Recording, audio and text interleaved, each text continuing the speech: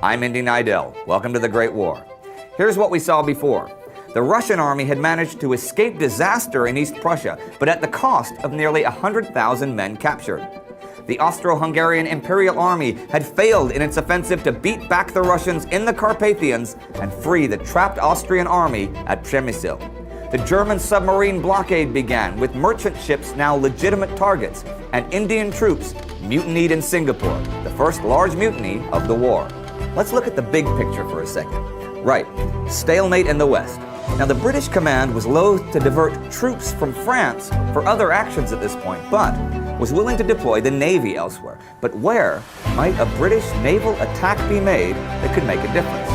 There were ideas for an assault on the Belgian coast, with the Royal Navy supporting British and Belgian forces, but the Admiralty didn't think light ships could handle the German coastal artillery, and also that it was foolish to risk battleships in confined waters.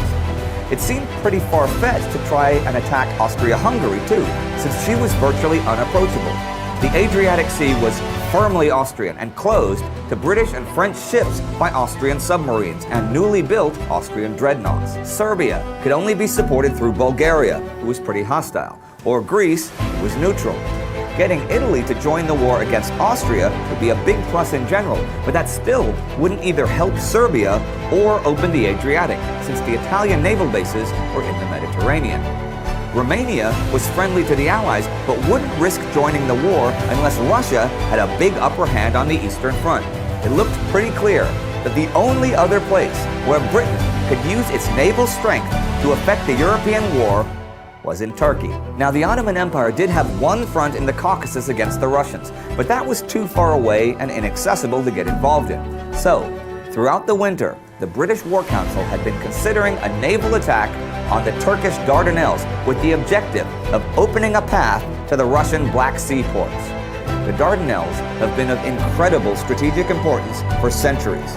This is the passage that separates Europe from Asia. About 50 kilometers long, its narrowest point is only around 1 kilometer wide.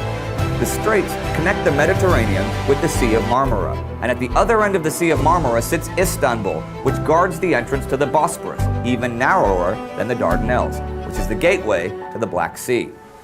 In 1915, the European shore of all of this was a narrow strip of Ottoman territory. But on the Asian side, Ottoman territory stretched to the Caucasus, the Red Sea, and the Persian Gulf.